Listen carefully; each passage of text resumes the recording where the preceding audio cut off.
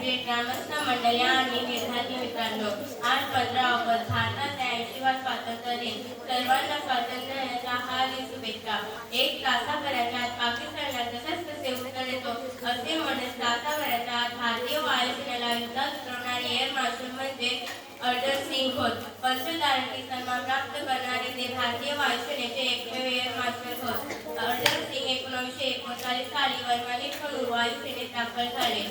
1945 साली दाट लोक वस्ती असलेल्या भागात खूप कमी उंचीवरून विमान उडवले म्हणून त्यांना कोर्ट मार्शल करण्यात आले होते. तेव्हा शिकाऊ पायलटचा आत्मविश्वास वाढवण्यासाठी तसे केले असे त्यांनी सांगितले. सामान्यतः एअर मार्शल प्रत्यक्ष युद्धात भाग घेत नाहीत, पण 1965च्या भारत पाकिस्तान युद्धात स्वतः विमान काढून शत्रूवर हल्ले चढवले. युद्धात आघाडीवर लढणारे ते एकमेव एअर मार्शल होत. त्यांच्या यशस्वी नेतृत्वाबद्दल केंद्र सरकारने त्यांना पद्मभूषण पुरस्कार देऊन त्यांचा गौरव केला होता.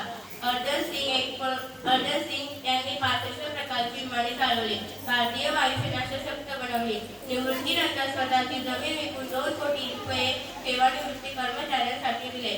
16 सप्टेंबर 2017 रोजी त्यांचे निधन झाले.